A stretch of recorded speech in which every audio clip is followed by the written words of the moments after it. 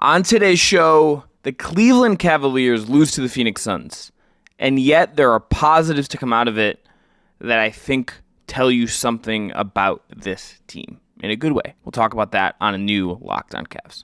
You are Locked On Cavs, your daily Cleveland Cavaliers podcast.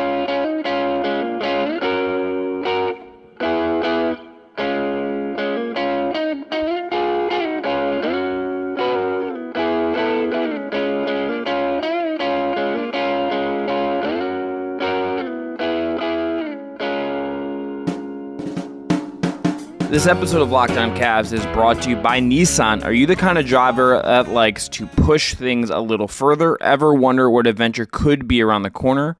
Take the Nissan Rogue, Nissan Pathfinder, or Nissan Armada and go find your next big adventure. Check them all out today at nissanusa.com. I'm Chris Manning here, solo today after the Cleveland Cavaliers down Donovan Mitchell, Max Strus, all of the same injuries, Evan Mobley, that we've been seeing from them in recent days. They lose to the Phoenix Suns, who got Devin Booker back. 117-111 loss for Cleveland. Thanks again to Jake Stevens, by the way, as always, for producing this episode. A really strong start for Cleveland, and I think there are some positives you can take from this game and feel good about parts of the performance. It starts with Darius Garland, who was absolutely awesome to start this game, absolutely on fire, the most effective player on either team. In the first quarter of this game, 21 points, 7 of 8 from the field, 5 of 6 from 3, 2 assists, 1 turnover, 2 from the line for Garland as part of a 30-point night. And he's the positive to me if I'm Cleveland. He is the number one thing I feel good about coming out of this game. Does he ultimately have the biggest, most positive monster all-star-y game that you would want to see? It wasn't exactly that if you drill down into it. 30 points, 10 of 17 from the field, 7 of 10 from 3, 3 of 4 from the line, 5 assists, 5 turnovers, a steal, 2 rebounds. The assist-to-turnover ratio being 1-to-1 is not what you want.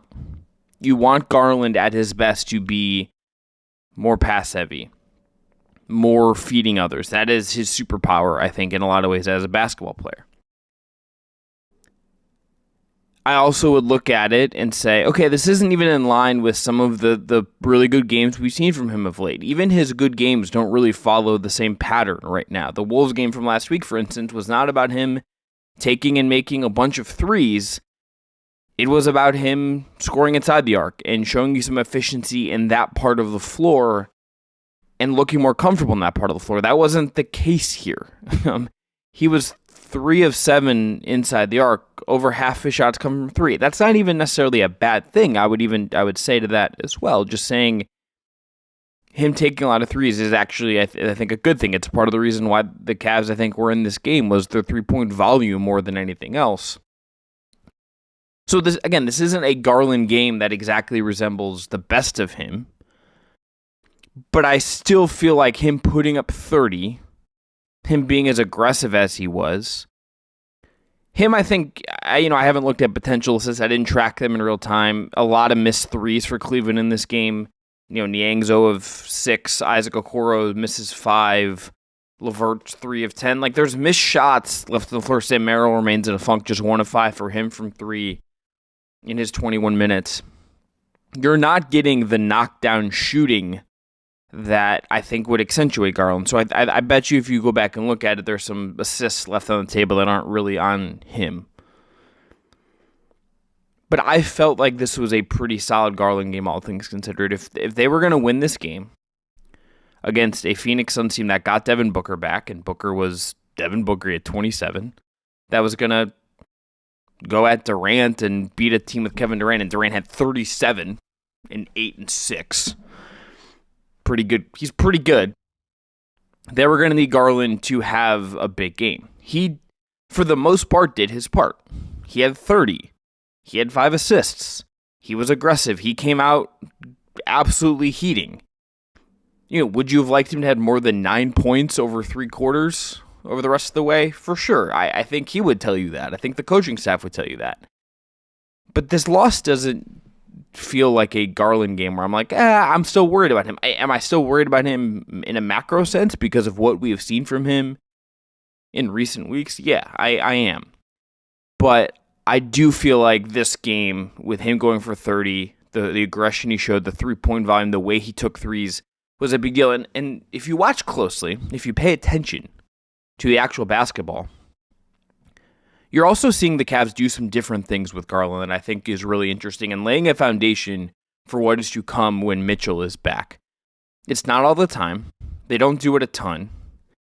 And it's not even always resulting in him getting the ball back or getting shots or anything like that, right? It's not what they're doing is not leading necessarily to clear points for Garland. But they're running him off screens at times. They are trying to set him up very intentionally off ball. Real heads, the sickos out there, salute to you, will remember from a couple years ago that this was under Bayline, so like if you block this out of your mind, I'm not going to tell you you're wrong for that. I don't know why I even remember this.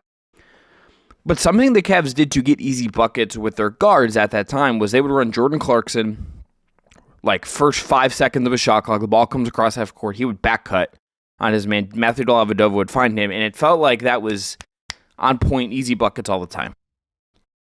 The Cavs aren't doing something that simple here. This isn't just running Garland off a quick back screen. They're running him through multiple layers. The spacing's a little bit tighter at times here. But it reminded me of that in the sense that they were trying to use this guy who is most comfortable with the ball in his hands, who they want to have the ball in his hands. They're trying to get him going in other ways. They're trying to have him, come off a screen near the rim, get a ball, maybe go up for a layup, get fouled. Maybe he's going to start flaring out for threes. And I think this matters going forward because if you think about building more chemistry between him and Donovan Mitchell, those two guys building more in sync and feeling less like your turn, my turn, that partnership feeling more in balance, even as all things should be, or at least as even as you can have when one guy's an All-NBA guy, we'll get to that later, and one guy's had a kind of up and down year and an unfortunate year in a lot of ways. You need to do stuff like that and be intentional about it. Yes, Darius Garland just needs to play better. You can say that simply, and I think that is true. I think that is accurate. I also think you can do things to empower him. And when we've talked on the show about off-ball and Garland getting moving in different ways and doing more, this to me is a good example of that. It's not going to be more than 5 times a game. I will be off the Wednesday game, but when I recap the Saturday game by myself against the Rockets, I will cover this and kind of track it directly. That's a promise to you, the viewer, the listener. Garland getting 5 plays, sets where it's maybe not even necessarily for him. I don't want to describe full intent on these, but we're part of the look is getting him coming off of a screen to be near the rim or flare up for 3 or just get the ball and not have to bring it up himself and initiate the offense. That takes a pressure off of him that is good. We valorize hero ball. We think about Kobe, the great late Kobe Bryant. We think about Jordan. We think about LeBron. We think about guys, just Durant. We think about ISO scoring being basketball in its purest form. There's something awesome about that for sure. When guy one-on-one hitting a tough pull-up J, there's something awesome about that. You want guys that can do that and pull out those moments out for you in big moments. But sometimes you just need to run some easy buttons and do some work to set your guys up for success. For Darius Garland, the way they are going to run him off screens, get him involved and have him just not even bringing up the ball every time and have Isaac Okoro dribble up the ball or play him with Craig Porter Jr. for large chunks of this game, which I thought was a good decision. That's going to relieve pressure off of him. That is going to set him up for more success. More of that for Garland, who, even though the Cavs lost, I come away feeling pretty decent about his performance. All right. After this, going to explain, though, why the Cavs lost this game. It starts with the third quarter and some mistakes that I think cost them. That's coming up after this. Today's episode is brought to you by BetterHelp. Sometimes we all need the opportunity to get something off of our chest. Big or small, certain things really start to get to you. It's important to let that out, especially to someone who's unbiased on your life. So today I want to tell you how I really feel about something. You might have been thinking the same thing. And for me, it's all NBA. It's Donovan Mitchell. Darius Garland, Jared Allen, Evan Mobley, none of those guys are in the All-NBA conversation. They're not going to be there. They weren't all-stars. Allen should have been. But Mitchell's not going to get there because of the 65-game rule. We'll talk about this in segment 3 of this show. But I think you're going to lose something when guys just aren't eligible. It's him, Embiid, some other guys. It's a bummer. I get it, but it bums me out. Therapy can be different for everyone. Many of us have bigger problems than our favorite sports team, and it's important to get things off your chest every once in a while. If you're thinking of starting therapy, give BetterHelp a try. It's entirely in line, designed to be flexible and suited to your schedule. Visit BetterHelp.com/LockedOnNBA to get 10% off your first month. That's BetterHelp, HELP.com/LockedOnNBA. All right, back here on the Locked On Cavs podcast. I'm Chris Manning here solo today. I'll be off the next couple of days. Evan Dammerel is going to run point for this week. He has his own stuff planned. You can hassle him for that. The way Cleveland loses this game, to me, it was somewhat just about talent and availability. I'm not going to sit here and tell you as you're listening or watching me talk about this game that's the most fun answer. But I don't think it's worth overthinking this. I don't think it is worth a lot of the time working yourself into a shoot and getting mad or frustrated about a loss or whatever it's going to be because you want to say something didn't go a certain way or blame GB Bickerstaff or whatever it is. This is one of those games to me where you can just look at it and say, hey, you know what? Donovan Mitchell, the best player on the Cleveland Cavaliers, did not play. He was out with a knee issue that has kept him out, and we'll see when he comes back. It seems like it's going to be on this upcoming road trip they're about to go on, right? So there's that. You don't have Evan Mobley as well. Dean Wade is out now. You're just not a full-strength Cavs team. You just aren't. By comparison, the Phoenix Suns get Devin Booker, an all-NBA guard, back. And he looked awesome in the 30 minutes he played. He was 11 of 22 from the field. He only made the 1 3 out of 7, but 27 points. Kevin Durant, as he's wont to do based on his time in the NBA and also just the stuff he did in the finals with Golden State, kicked butt and was 14 26, 5 of 10 from 3, 37 a game high, 37 for Durant. Bradley Beal was good in this game. 10 of 19 from the field, 2 of 7 from 3, not great, but 4 assists, just the 1 turnover, had 24. Grayson Allen was better than any Cavs role player, frankly. 4 or 5 from 3, 14 points for him. That talent at the top end of Phoenix, that all-star trio, that their big three, won them this game. Cleveland's big three in this game is Darius Garland, Isaac Okoro, and Jared Allen. Like, is that the big three? Is it Karis LeVert instead of Okoro? Like, this wasn't a Cavs team that had the firepower to really just kind of match the Suns when Phoenix got rolling. They came out really hot, won the first quarter by 9. That put you in a really good spot. Cleveland led more of this game than Phoenix did. Cleveland led by as many as 19 in this game. The second quarter is pretty even, and you're like, okay, Cavs are in an okay spot. They extend the lead, but Phoenix whittles it back. All of that, and it's a 70-63 game at the half. It's a 7-point game. If you're Cleveland, you're like, great, okay, we scored 70 points in a half. Can we buckle down defensively, figure some of this out? And then the third quarter happens, and this is where the game just kind of unfolds in a poor way for Cleveland.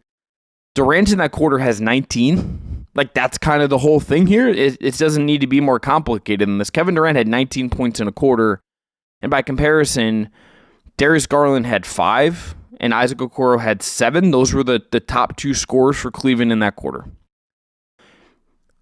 They just did not have the firepower to match Durant and match what Phoenix was capable of offensively in this game. That is where this goes wrong for Cleveland. This is where things just do not work out for them, unfortunately for them. That's going to happen. It's what happens when Donovan Mitchell's not there. When you get to this season and you get to mapping out the games you really want to see, to me, one of the ones I would have liked to see is just Booker versus Mitchell. That's like why we like basketball. We like seeing star matchups. You don't get to see it.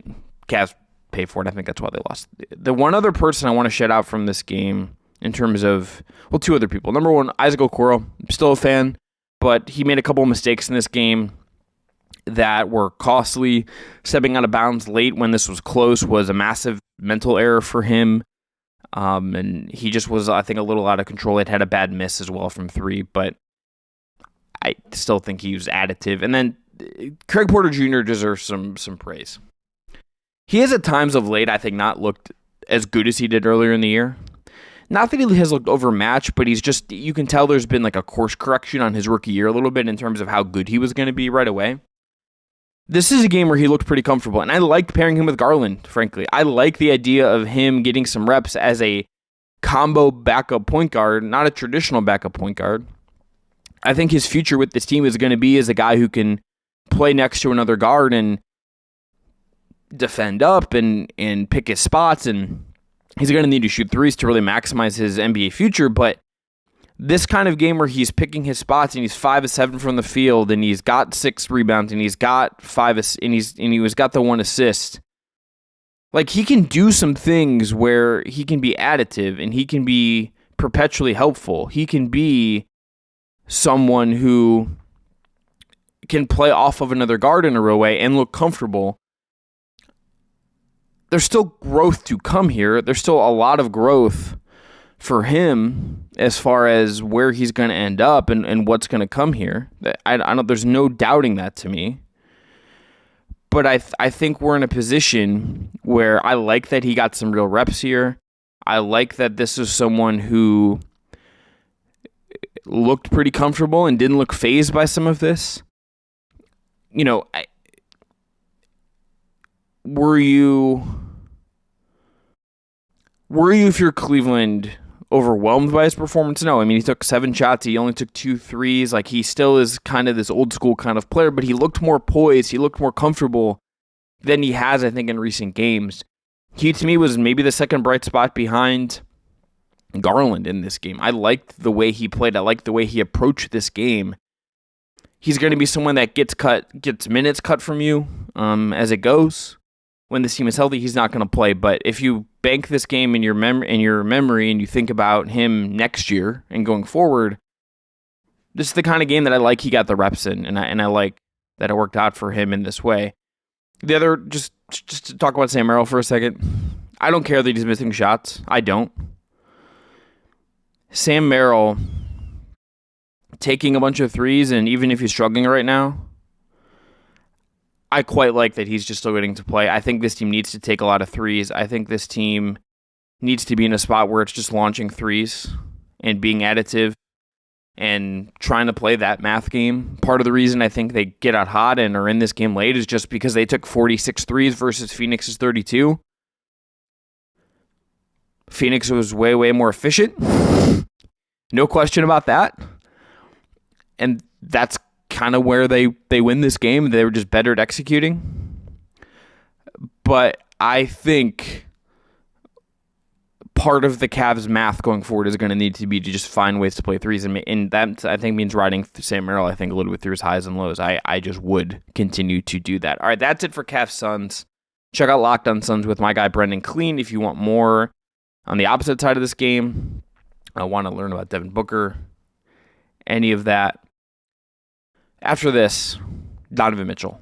JB Bickerstaff and Frank Vogel both talked about the 65-game rule on Monday. What they said about it, what it means, what I think about what they said, and also the latest on Mitchell's injury return. That's up after this. Today's episode is brought to you by Nissan. Are you the kind of driver that likes to push things just a little bit further? Ever wonder what adventure could be around the next corner? Our friends at Nissan have a lineup of SUVs with the capabilities to take your adventure to the next level. The 2024 Nissan Rogue is perfect for city drives and great escapes. Class exclusive Google built-in your always updating assistant you call on is there for almost anything. Gone are the days of connecting your phone. Google Assistant, Google Maps, and Google Play Store are right there, built into your 12.3-inch HD infotainment system. The 2024 Rogue is the perfect midsize crossover for your next adventure. The 2024 Nissan Armada is another part of Nissan's incredible lineup. It is a game changer from what you will expect from a full-size SUV. Picture a rugged 4x4 that can seat up to 8 in first-class luxury and style. Tow bigger and explore further in the 2024 Armada. Take the Nissan Rogue, Nissan Pathfinder, or Nissan Armada and go find your next big adventure. Shop at nissanusa.com. All right, so last segment today is going to focus on Donovan Mitchell. So the news part of this first, that Chris Feuder of Cleveland.com, the man who gets all the scoops on this beat, does a great job covering the team. He reported that Donovan Mitchell could return during this road trip. So this is the exact wording, to quote him directly. Sources tell Cleveland.com he's not expected to play Monday night in Cleveland showdown against the Western Conference's 6-seeded Phoenix Suns, the second game of a back-to-back. However, there is growing optimism that Mitchell could make his highly anticipated return at some point on the team's upcoming 3-game road trip in New Orleans, Houston, and Indiana. He has resumed on-court work. He did light workout on a Thursday with the team per Fedor. He's ramping up his activity. JB Bickerstaff has said multiple times that it's about how he responds, putting it all together, all of that. But this is treading in the right direction for Mitchell to be back sooner rather than later. We'll see if, Mobley feels a little bit further off. I think we'll see what happens with Strus and with Dean Wade now. Like there's a lot to figure out with some of that and them getting everyone healthy. But Mitchell's the big one. And if he comes back on this road trip, let's just say he misses Wednesday against New Orleans, which, okay, whatever. But then he plays Saturday in Houston, and then he gets a day off before they play Indiana, and then he gets another day off before they play Miami, and then he gets another day off before they play the Wolves, and then another day off before they play in Miami against the Heat again. Like, that is like a good return structure for Mitchell. If we're talking about no back-to-backs during that run, Cleveland doesn't have a back-to-back until April at this point, which is really good for them after the kind of the run of games they've just had, frankly. If he can come back and he can play then, ramp up without having to play back-to-backs, come back and be ready for the back-to-backs in that last West Coast road trip they have, which, going from in March into an Easter Sunday in Denver through LA in April 7th before the end of the season. Like, if he can be ready for that and ramp up and be ready for playoffs, you feel good about where he's going to be at physically before the playoffs, at least from what we can tell from the outside. So if he can come back and be ready for the end of the stretch from the last month of the regular season, you feel good about that, I think, for the Caps. And assuming he's right, all of that stuff, but that would be an absolute dub for the Caps. The other part of this is All-NBA. So he missed Monday was his 18th missed game. That means he is no longer eligible for him to meet the 65-game minimum for awards, but also All-NBA. Frank Vogel, the Suns head coach, who's had Devin Booker miss games as well, and Durant's been injured, all that stuff, said, quote, "I don't know if the number is the right number, but I do think there's value having a cutoff." And then he also said that when you see guys like Donovan and Joel Embiid now being left out of All-NBA consideration, that does not feel right. It's just one of those things I'm sure the league will look at. JB Bickerstaff, for his part, said, "I do feel like there are different consequences and different reasons why someone misses his game. In Donovan's case, these aren't rest games. If there was a limit or something that the league could come up with, I think it would be better." I will just say this. I understand why JB Bickerstaff says that. I don't think he's even wrong.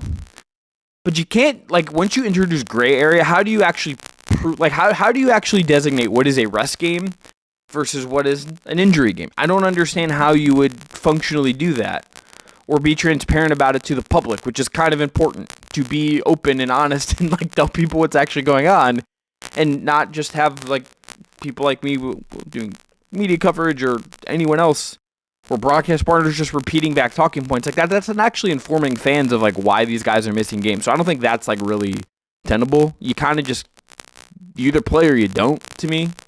Kind of black and white. this is also, I think, just about money, ultimately. Like, I think the 65 game stuff is really just about TV deals and bidding rights and bidding wars. But I do feel for someone like Mitchell, who's had a great year, I think arguably better than last year. Someone like Embiid, who I think would have won MVP if he had just been healthy. Halliburton's going to be in this running. Like, there's other guys around the league you can look at that are going to be affected by this. I do feel for them and what it's going to cost them, what it's going to take away from their resume potentially. I don't know if you should change it. I do think guys just, like, it's better for the league when guys play more, but the real solution would just be to reduce the number of games, and there's a more radical one that you could do where you change the whole structure of the league. That's not going to happen in terms of, like, making it actually more soccer style. That's never going to happen, even if, like, you could make a good argument for it. And I don't think they should do that, to be clear, even if, like, I love soccer and there's something really cool about every game in the regular season mattering in that way, but digress. I feel for Donovan Mitchell. I feel for the Cavs who want their star player to make it All-NBA team. I get that. I don't know if you can, though, legislate between rest games and, like, how do you prove that? That, to me, is just not, like, some poor sap in the league office is going to end up like me and be bald because he's going to pull his hair out or her hair out because they're going to have to designate what is a rest game and what is not. And what are we doing at that point? I think 65 games is fine. It's for money. Maybe it goes away once they get a new TV deal. We'll see. But I do, like, empathize on a human level that these guys want to get recognized for what they're doing. That part I understand. That's the part I think is most true about all of this. Like, someone like Donovan Mitchell, someone like Joel Embiid, those guys should be recognized for how good they were. It's a little bit unfair, even if I get it, that they're not going to be eligible for that part of it. But that's going to be it for today's Locked On Cavs. I'm Chris Manning. I'll be back on Friday. I think we're going to record Thursday, but Evan will be back with you next up. So check out that. Check out Locked On Suns. Check out Locked On NBA. Check out Locked On Browns for all the latest on the Browns. If you're interested in, like, the Jerry Judy Guardian season coming up, check out Locked On Guardians as well. Until next time, have a great day. Hope you enjoyed.